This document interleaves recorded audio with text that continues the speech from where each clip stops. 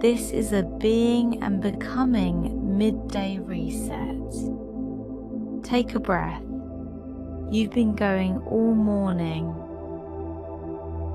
For the next few minutes, let's clear the noise and find your focus again.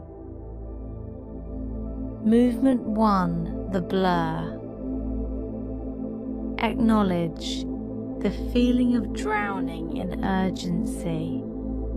Everything demands attention. Nothing feels like the right place to start. The list isn't the problem. The blur is. You have too many things to do. You already know that. You knew it when you sat down this morning, and you know it now. And listing them again isn't going to help. The list isn't the issue. The issue is that everything on the list feels like it matters the same amount. That's the part nobody talks about. When people say they're overwhelmed at work, the assumption is that they have too much to do. And maybe they do. But the deeper problem, the one that actually stops you from moving, is that your brain has lost the ability to tell the difference between what's urgent and what's important. Everything has flattened into one undifferentiated wall of things that need to happen, and you're standing in front of it trying to figure out where to start, and the wall just looks the same in every direction. You know what this looks like from the inside.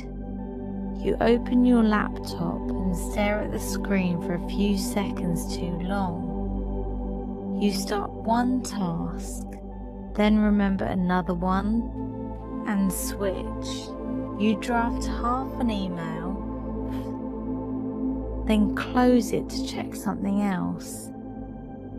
You're moving, but nothing is actually getting done, because every time you commit to one thing, the other 9 things pulse louder in the background.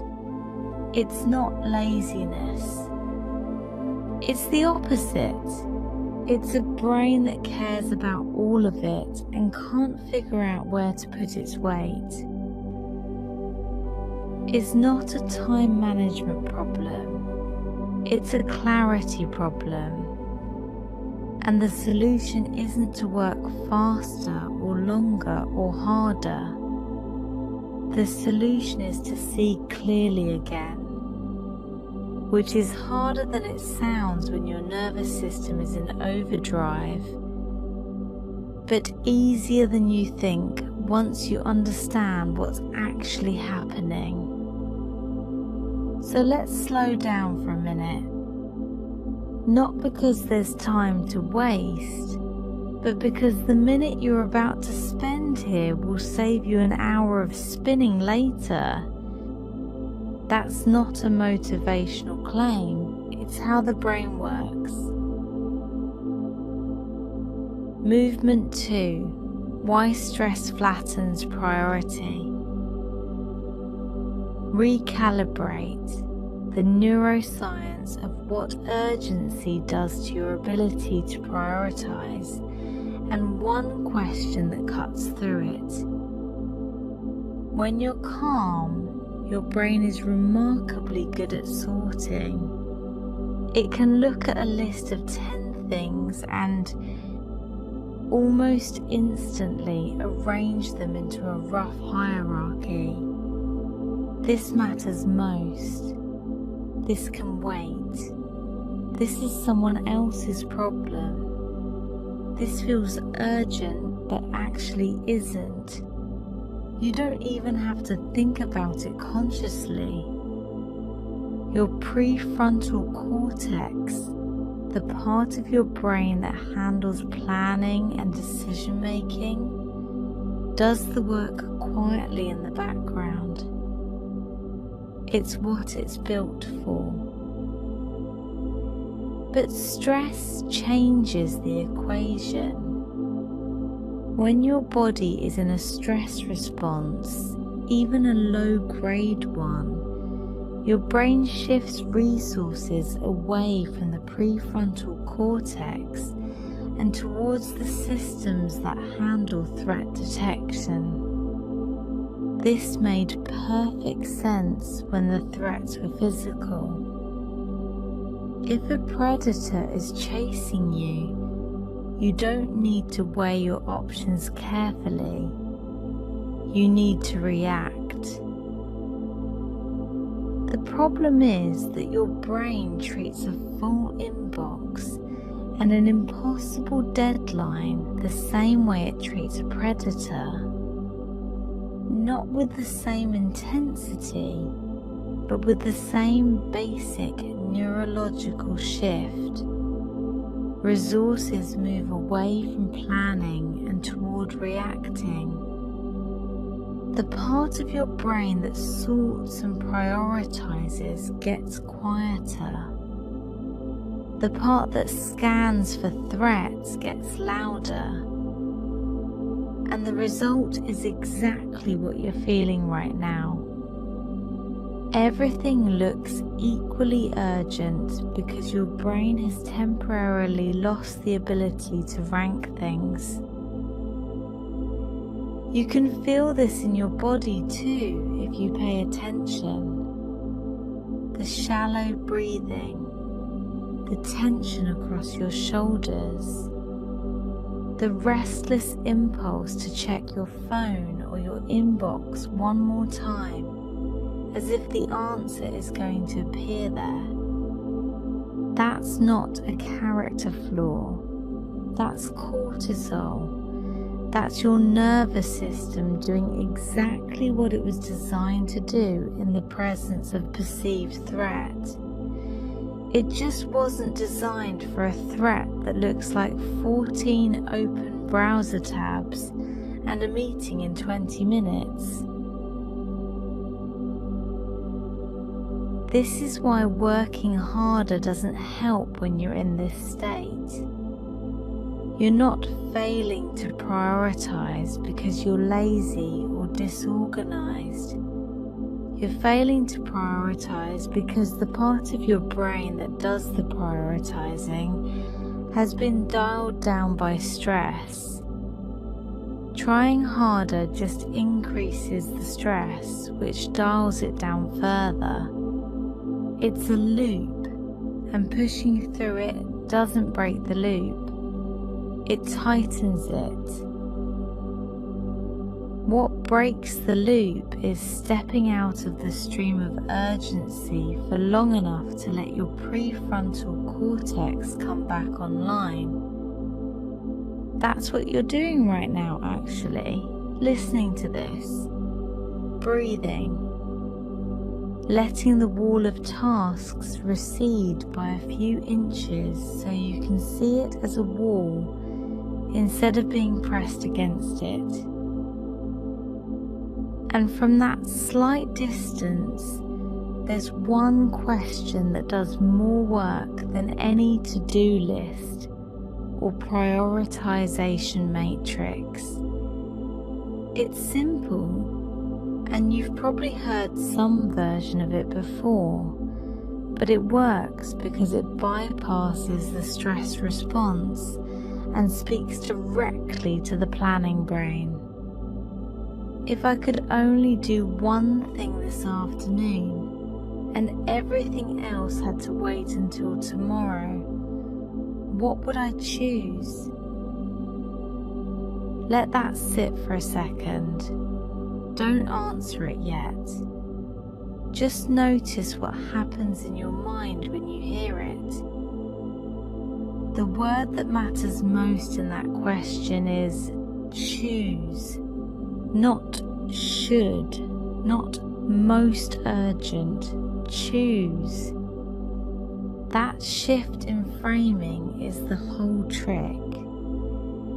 Should and urgent keep you in reactive mode. Choose puts you back in the driver's seat. It asks your brain to evaluate, not just respond.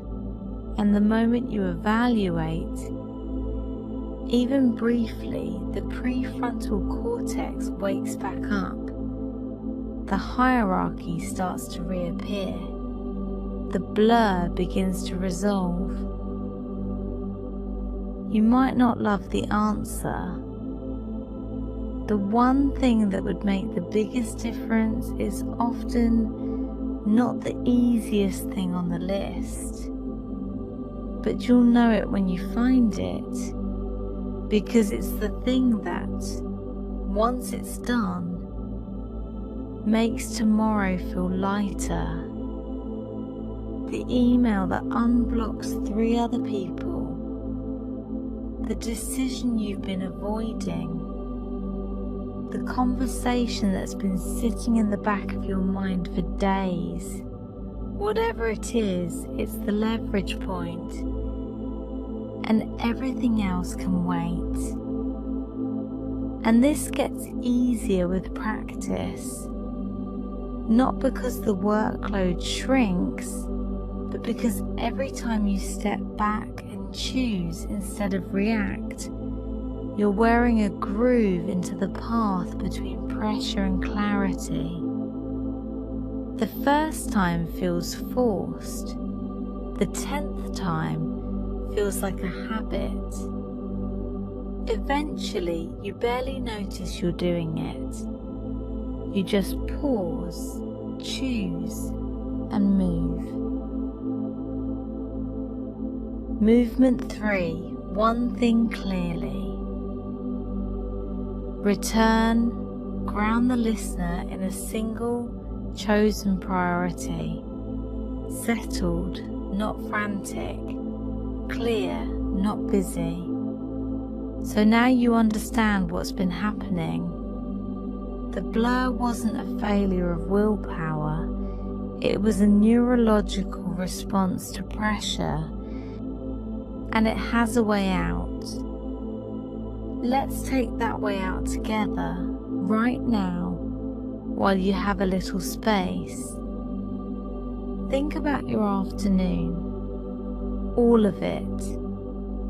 Every task, every meeting, every half-finished thing sitting on your desk or your screen.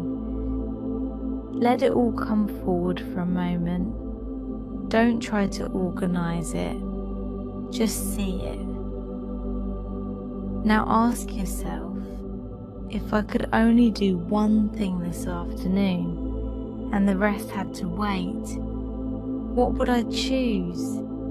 Sit with it. You might feel the pull of 3 or 4 things competing for the spot. That's fine. Let them compete. But eventually, one of them will feel heavier than the others. More real, more connected to what actually matters beyond today. That's your one thing. Name it. Say it to yourself. Not the whole project, just the next concrete action. The email, the draft, the call, the 15 minutes of focused work on the thing that's been waiting for your attention. Let it settle into the center of your afternoon. That's your anchor. Everything else can orbit around it. Notice how different this feels from the blur. You still have the same number of things to do. Nothing has been removed from the list, but the list has a shape now. It has a center and a periphery. One thing is in focus, and the rest can stay soft until you're ready for them. That clarity isn't something you found outside yourself. It was always there underneath the noise. You just needed enough stillness to let it surface.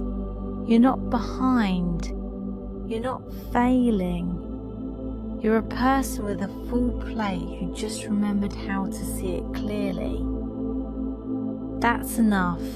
That's more than enough. One thing, that's your afternoon. You already know what it is. That's your reset. You didn't need an hour. You didn't need a plan. You just needed a few minutes to come back to yourself. The rest of the day is still yours. Go make it count. Gently.